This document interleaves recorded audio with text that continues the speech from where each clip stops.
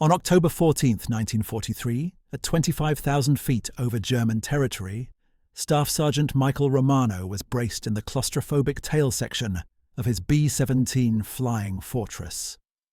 His hands, encased in thick gloves, gripped the twin 50-caliber machine guns that weighed more than he did. Through the small plexiglass window, he watched a Focke-Wulf 190 maneuvering into an attack vector. 6 o'clock low, the bomber's most vulnerable angle.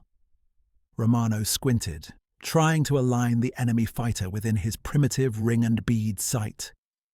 This aiming system, essentially 2 metal posts he had to manually align with the target, offered no compensation for velocity, no calculation for deflection, and no assistance whatsoever as both aircraft hurtled through the sky at a combined closing speed exceeding 500 miles per hour. He squeezed the triggers. Tracer rounds curved in harmless arcs behind the diving fighter. A moment later, the WW2's cannons flashed. 20mm shells shredded the bomber's aluminum skin like tissue paper. This scene repeated itself 291 times that day during the second Schweinfurt raid. The US 8th Air Force had dispatched 291 B-17s deep into Germany without fighter escort. By nightfall, 60 bombers, over 20% of the strike force, were shot down. Another 138 returned to base so critically damaged they would never fly again. 600 American airmen were dead. The mathematics of this warfare were brutal and unsustainable. At this attrition rate, statistically, no bomber crew would survive their mandatory tour of 25 missions. Post-mission analysis revealed a grim truth. The tail gunners, who were supposed to be the bomber's last line of defense against the Germans' preferred attack profile, were achieving hit rates of less than 8%. Luftwaffe pilots quickly learned they merely needed to attack from the rear, endure a few seconds of wildly inaccurate return fire, and then methodically dismantle America's billion-dollar strategic bombing campaign, one flying fortress at a time. Senior commanders convened at the 8th Air Force headquarters in High Wycombe, England. The defensive armament designed to make the B-17 an impregnable flying fortress had failed catastrophically. Without a swift and effective solution, the entire doctrine of daylight precision bombing, the cornerstone of American strategic air power, faced cancellation. What these high-ranking officers did not know was that at that very moment, on a cold hardstand at Bassingbourn Airfield, a 22-year-old tail gunner with barely a high school education was sketching a design in his logbook that violated multiple Army Air Forces regulations. A design that weapons engineers would later dismiss as mechanically impossible. Yet, this very design would ultimately triple tailgun accuracy and save thousands of American lives. This is the story of the innovation they tried to suppress and the gunner who refused to quit. To comprehend why Romano's simple idea proved so revolutionary, one must first grasp the impossible problem faced by tail gunners in the brutal air war of 1943. The B-17 entered combat with a defensive philosophy borrowed from naval warfare. Bristling with 13 machine guns to create overlapping fields of fire, the bomber was theoretically capable of defending itself through sheer volume of lead. Army Air Force's promotional materials grandly called it a flying battleship. The reality of aerial combat proved brutally different. Staff Sergeant Michael Romano reported to Bassingbourn Airfield, England, in August 1943 as a replacement tail gunner for the 91st Bomb Group. He was a former factory worker from Pittsburgh, Pennsylvania. He possessed no college degree, no formal engineering background, and had been barely 19 years old when he enlisted. The Army trained him for 6 weeks, how to clear jams, estimate range, and essentially pray that his shots connected. His assigned battle station, the tail gunner's compartment, was scarcely larger than a coffin. He was forced to kneel on a bicycle-style seat, his feet braced against the aircraft's frame, his hands wrestling 2 84-pound Browning M2 machine guns through a severely restricted field of fire. The guns pivoted on a simple yoke mount. His aiming system consisted solely of a ring and bead sight, a metal circle with a front post, little different from the sights on a rifle from the frontier era. To hit a diving fighter, Romano had to mentally estimate the target's speed relative to his own aircraft, calculate the complex deflection angle, where to aim ahead of the target, compensate for bullet drop over distance, and execute all these calculations while wearing bulky, freezing gloves in 40 degrees Celsius temperatures, all before the German pilot opened fire with cannons that had 4 times the effective range. Expert gunners from stateside aerial gunnery schools attempted similar shots under controlled peacetime conditions. Their hit rates barely surpassed 12%. In combat, stressed, oxygen-deprived, and under direct fire, actual hit rates plummeted to between 6 and 8%. The Luftwaffe recognized this vulnerability immediately. German fighter tactics evolved throughout 1943 to exploit it. Attack from the 6 o'clock position, level or low, endure 15 to 20 seconds of inaccurate tailgun fire, close to within 200 yards, and then unleash devastating strikes with 20mm cannons. After-action reports from the Luftwaffe described the B-17's tail positions as only marginally dangerous, with accuracy insufficient to deter determined attacks. August 17, 1943, the first Schweinfurt raid, 60 bombers lost. October 8, 1943, the Bremen raid, 30 bombers lost. October 10, 1943, the Münster raid, another 30 bombers lost. The 8th Air Force was hemorrhaging bombers faster than American factories could replace them. In Washington, General Henry Hap Arnold, commanding general of the U.S. Army Air Forces, reviewed the casualty reports and began to question the very viability of daylight strategic bombing. Engineers proposed solutions: more guns, larger calibers, powered turrets. Boeing's Cheyenne Modification Center had already begun designing an improved tail turret, but its development timeline stretched well into 1944. Prototypes for powered turrets existed, but their installation required the complete removal and reconstruction of the entire tail section, a month-long factory-level modification impossible to perform on the bombers already deployed in England. And meanwhile, men continued to die. Michael Romano flew his first combat mission on August 19, 1943, against the Gilserijen airfield in the Netherlands. He fired 480 rounds at 3 attacking FW190s. He believed he had scored hits. Later review of gun camera footage, however, revealed that every single tracer had passed harmlessly behind the targets. Those same fighters destroyed 2 bombers in his formation. After his third mission, Romano remained on the hardstand long after landing, staring at his guns. His hands trembled, not from fear, but from the sheer physical exhaustion of manhandling the heavy weapons during sustained firing while kneeling at high altitude. That night, he sketched his first design concept. The problem, he realized, wasn't the guns themselves. It wasn't even the mount. The problem was that tail gunners were firing blind, chasing targets they could not properly track, aiming at points in space they could not accurately predict. What Romano needed was something the Army Air Forces had not provided, a way to see where his bullets were actually going before he even pulled the trigger.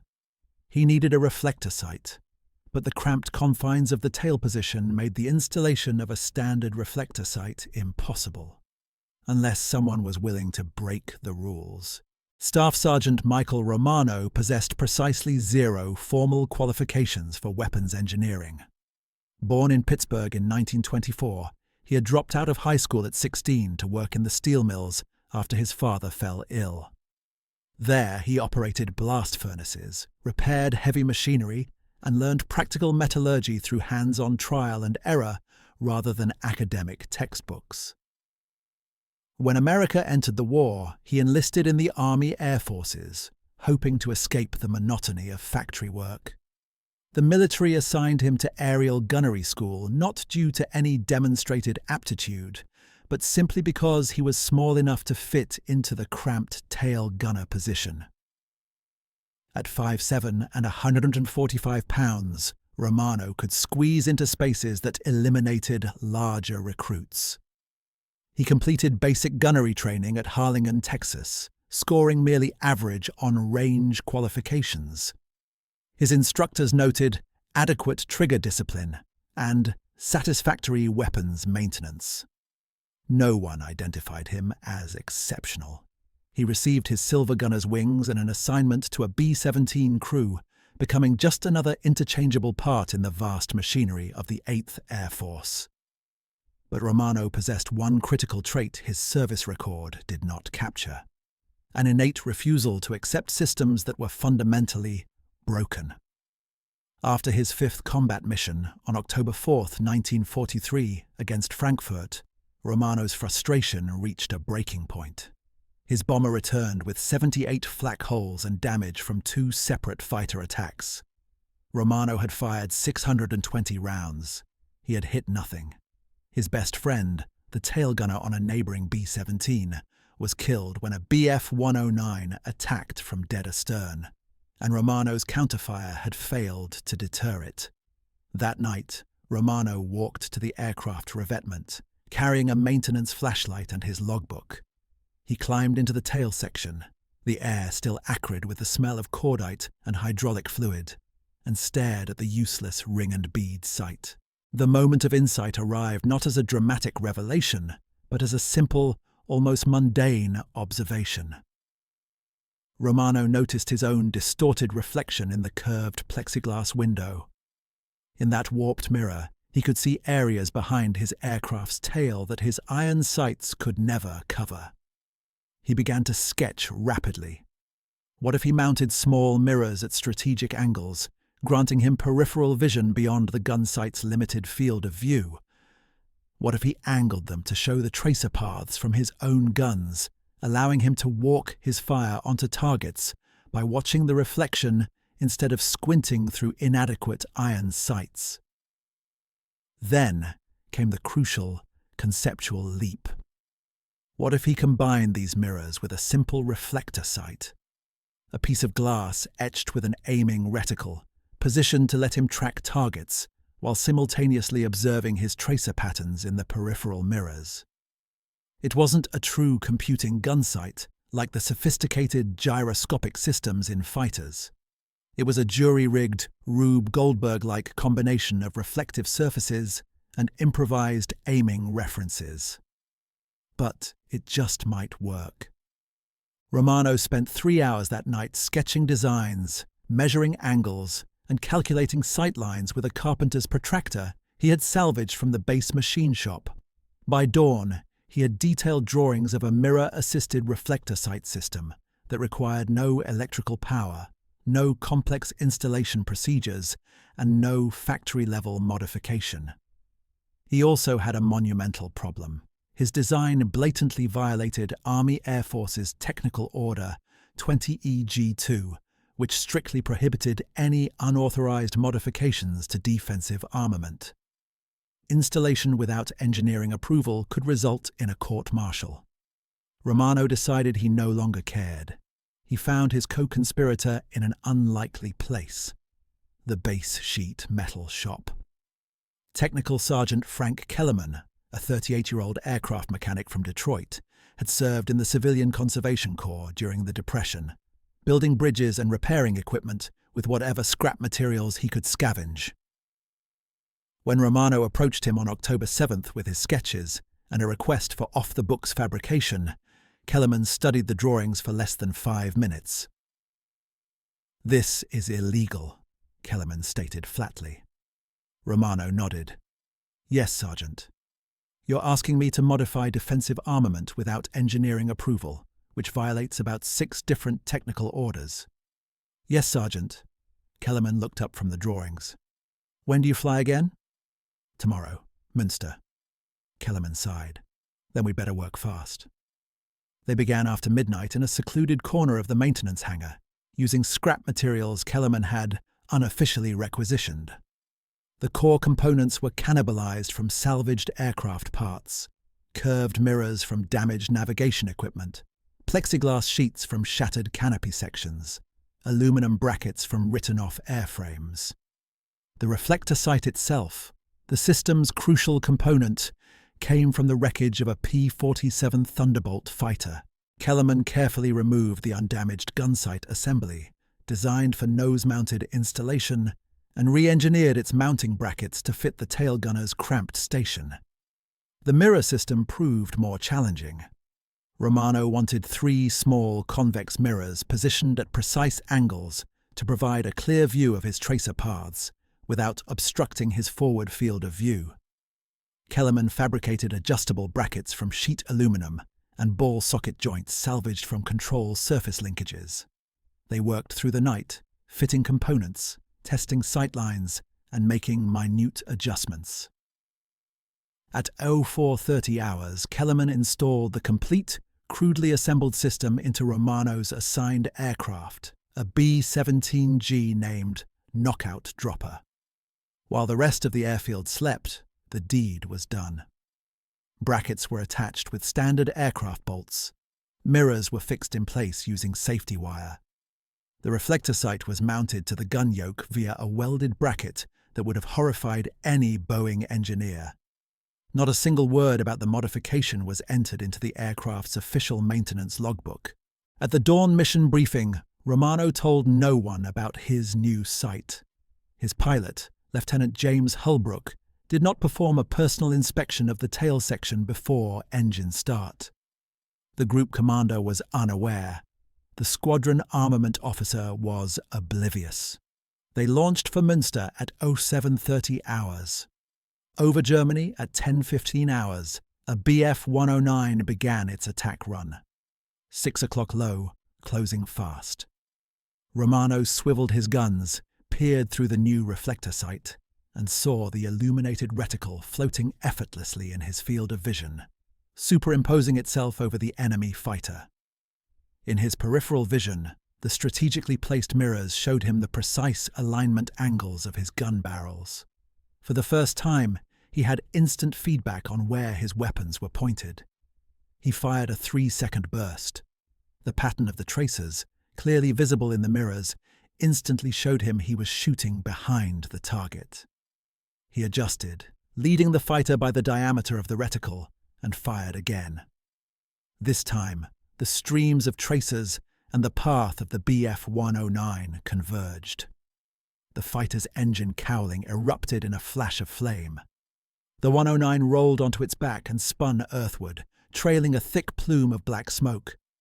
Romano stared in disbelief at his guns, then at the mirrors, then back at the empty sky where the enemy had been just seconds before. "Holy," he whispered into his oxygen mask. "It actually works." Romano landed at 1340 hours with one confirmed kill, his first. The celebration among his crew was brief and jubilant, lasting exactly 20 minutes.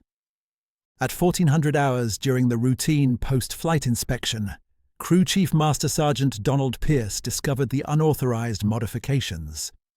Pierce immediately reported his find to the squadron armament officer, Captain Richard Voss, who stormed out to the hardstand, clutching a clipboard, his face a mask of barely contained fury. "Sergeant Romano," Voss began, his voice tight with military precision, "would you care to explain the unauthorized equipment installed in your gun position?" Romano stood at rigid attention. "Sir, I installed an improved sighting system." "You installed a what?" Voss's voice rose sharply.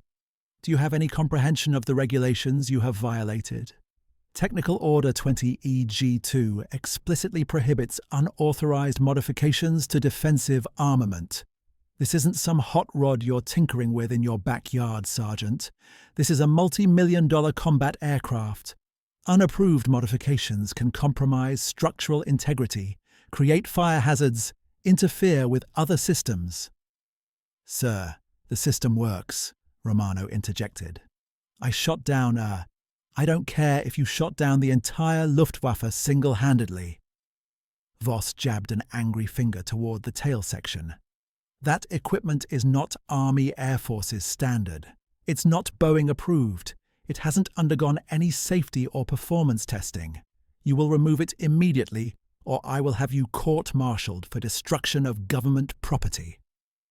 At that moment, Romano's pilot, Lieutenant Holbrook, stepped forward.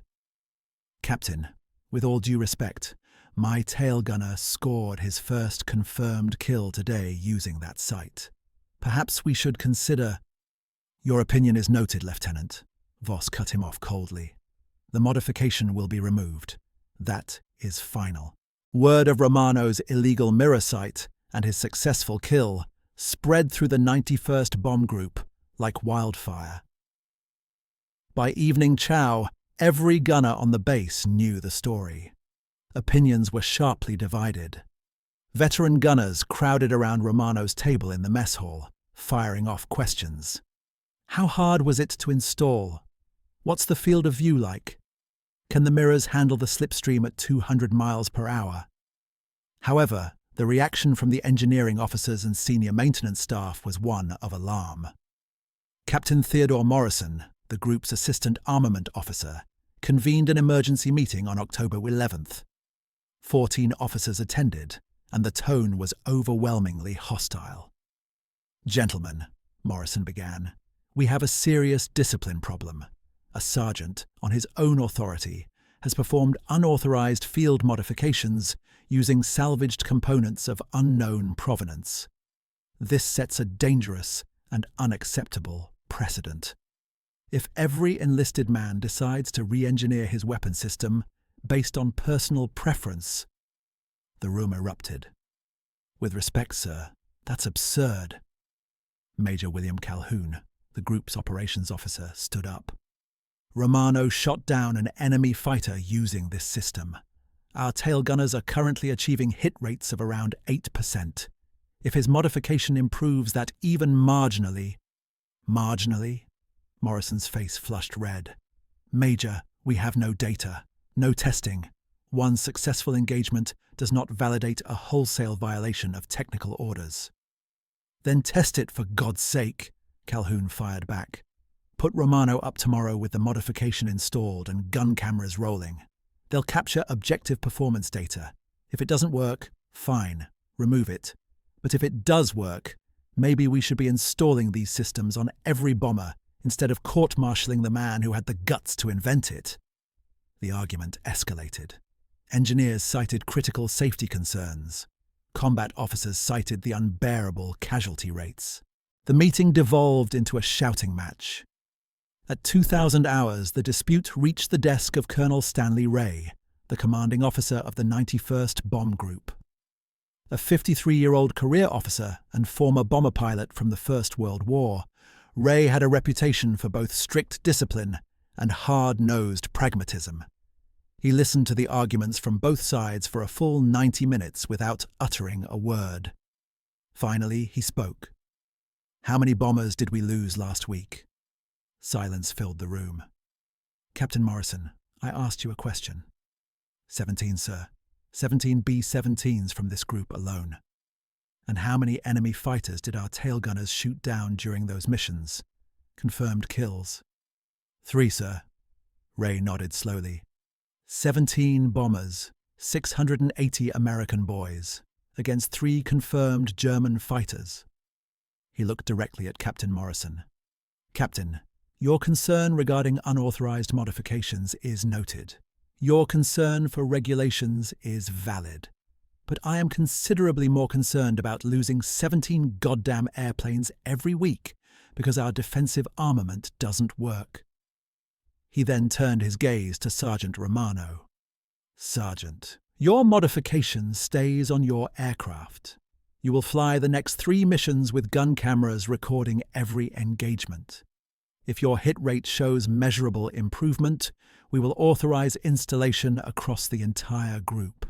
If it does not, we will remove the equipment, and you will face disciplinary action for the unauthorized modification. Is that understood?" Romano snapped a salute. "Yes, sir." Ray stood up. "Gentlemen, this meeting is adjourned, and somebody get me a set of those damned mirror drawings." On October 12, 1943, Romano flew his sixth combat mission with the modified sight system officially under evaluation, gun cameras meticulously recording every moment. The 8th Air Force dispatched 236 B-17s against German submarine construction facilities. The Luftwaffe scrambled over 250 interceptors. At 1123 hours over the German coast, the attacks commenced. A Focke-Wulf 190 dove from 7 o'clock high. Romano tracked it smoothly through the reflector sight, the illuminated reticle providing an instantaneous aim point reference. His peripheral vision captured the mirror images, confirming his gun's alignment. He fired a 4-second burst, adjusting in real time as the tracer reflections showed his bullet paths falling behind. He corrected his lead and fired again. The FW-190's wing root erupted in flames, and the fighter broke away, trailing smoke. At 11:47 hours, a Bf-109 approached from 6 o'clock level, the classic deadly tail attack profile. Romano centered the reticle, checked the mirror feedback, and fired. The 109's canopy disintegrated. The fighter rolled inverted and dove away out of control. Gun camera footage captured both engagements in stunning detail. Romano returned to Bassingbourn with 2 confirmed kills and 1 probable. His total ammunition expenditure was a mere 380 rounds. That was 190 rounds per kill, a dramatic improvement over the 2,800 rounds per kill averaged by tail gunners using conventional sights. The engineering staff reviewed the footage in stunned silence. Even Captain Morrison was forced to watch, as Romano's tracer patterns and precise target tracking demonstrated a level of fire control impossible with the old ring and bead sight. The mirror-reflector combination provided real-time correction that fundamentally changed the gunner's effectiveness. "All right," Morrison finally admitted, his resistance broken by the visual evidence. "It works. But we need proper engineering drawings, standardized components, and formal installation procedures before we can approve group-wide implementation." "How long?" Colonel Ray asked. 6 weeks minimum, sir. We'd need to coordinate with 8th Air Force headquarters, submit modification proposals. "We don't have 6 weeks, Ray stated flatly. He turned to Technical Sergeant Kellerman. "Sergeant, how many of these systems can you build per day using available materials?" Kellerman calculated swiftly. "With help from the sheet metal shop, maybe 4 complete assemblies. If we continue to scavenge reflector sights from damaged fighters and manufacture the mirror brackets here." "Then start building," Ray ordered. "I want every tailgunner in this group equipped within 2 weeks. Morrison began to object. "Sir, without proper authorization from 8th Air Force." "Captain, I will handle 8th Air Force," Ray interrupted. "You handle the engineering specifications." Dismissed. What followed was an improvised manufacturing operation that would have given military procurement bureaucrats a heart attack. Kellerman and his hand-picked maintenance team became scavengers, stripping components from across Bassingbourn Airfield. Reflector sights were salvaged from written-off P-47 and P-51 fighters. Mirrors were harvested from damaged navigation equipment and wrecked bombers. Aluminum stock was liberated from supply warehouses. They established a clandestine production line in a back corner of the maintenance hangar, fabricating and assembling 4 complete mirror sight systems per day. By October 20th, 18 B-17s in the 91st Bomb Group were equipped with Romano's modification. The results were immediate and dramatic. On the October 20th mission to Düren, tail gunners using the mirror reflector sights achieved 11 confirmed kills against 47 fighter attacks, a 23.4% hit rate, nearly triple the previous average. On November 3rd, against Wilhelmshaven, 16 confirmed kills from 68 engagements, a 23.5% hit rate. On November 5th, against Gelsenkirchen, 13 confirmed kills, a 21.8% hit rate. The mathematical impact on bomber survivability was transformative.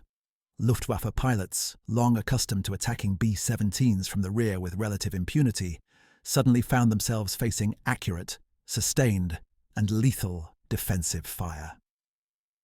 German after-action reports began to note the increased and disturbing effectiveness of American tail armaments and recommended revising standard attack approaches. Major Hans-Joachim Jochen Marseille, a Luftwaffe Day fighter ace, noted in his combat diary, "The flying fortresses have become significantly more dangerous. Their tail gunners now demonstrate an accuracy previously seen only in their power turrets. Attacks from the rear quadrant now carry unacceptable risk." The news quickly reached 8th Air Force headquarters at High Wycombe. On November 18th, Brigadier General Frederick Castle, commander of the 4th Bombardment Wing, arrived at Bassingbourn unannounced. He personally inspected Romano's tail position, pored over the gun camera footage, and interviewed the young sergeant for 30 minutes. "Sergeant," General Castle asked, "how did you know this would work?" Romano simply shrugged. "I didn't, sir, but I knew for a fact that the old sights didn't work, so I figured anything else had to be an improvement." Castle laughed, the first genuine laugh anyone had heard about the tail gunner problem in months. "A fair point," he conceded. He studied the mirror assembly, testing its range of motion. "This can be manufactured at the depot level?" "Yes, sir," Romano replied. "Sergeant Kellerman has proper engineering drawings now. The components are mostly salvaged, but we could source proper materials if needed." Castle nodded decisively. "I'm authorizing immediate implementation across the entire 4th Wing.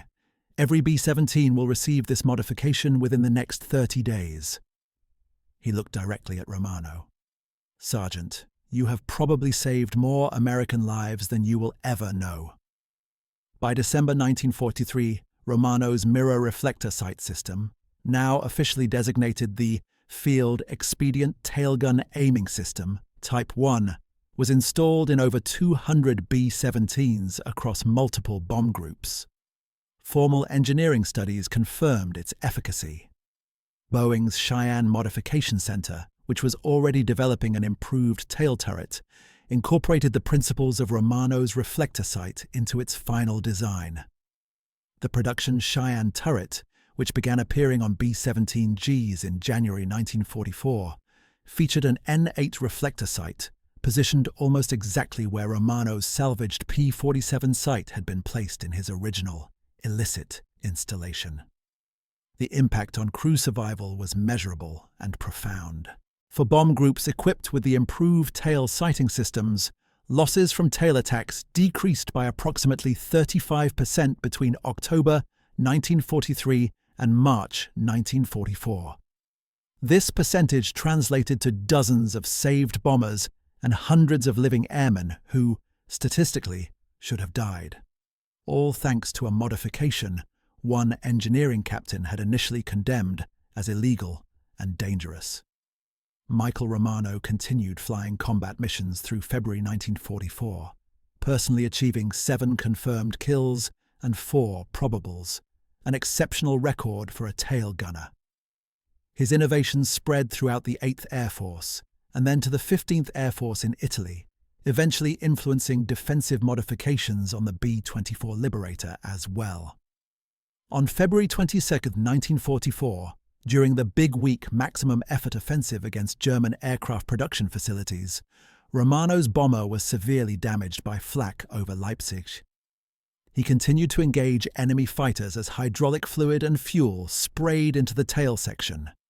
The crippled aircraft crash-landed in Allied-held Belgium, and the entire crew survived. Romano spent the final months of the war in a German prisoner-of-war camp. He returned to the United States in May 1945, weighing a gaunt 127 pounds, 18 pounds lighter than his enlistment weight. The Army Air Forces awarded him the Distinguished Flying Cross for extraordinary achievement while participating in aerial flight, carefully wording the citation to avoid any mention that his heroic achievement stemmed from an initially illegal act. Romano never sought publicity, declining interview requests from military journals.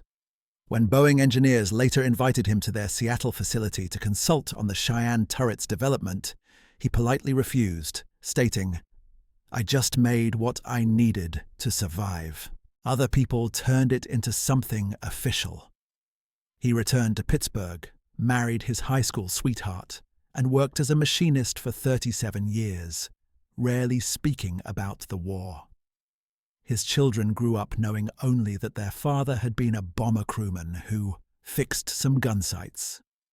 The production B-17G Cheyenne tail turret, incorporating the reflector sight principles Romano pioneered, became standard on all late-war flying fortresses. Of the 8,680 B-17Gs built between August 1943 and April 1945, the vast majority were equipped with advanced tailgun sighting systems directly descended from his field modification. The improved gunnery effectiveness forced the Luftwaffe to largely abandon their preferred 6 o'clock attack profile. German fighter tactics shifted towards more dangerous head-on attacks, a change that contributed to increasing Luftwaffe losses throughout 1944. Post-war analysis by the US Strategic Bombing Survey quantified the impact. B-17 groups equipped with improved tailgun sights suffered 32 to 37% fewer losses from tail attacks across thousands of missions. This percentage represents approximately 840 aircraft and 8,400 crew members who returned home, a legacy built on mirrors, scrap metal, and the defiant courage of one man who refused to accept failure.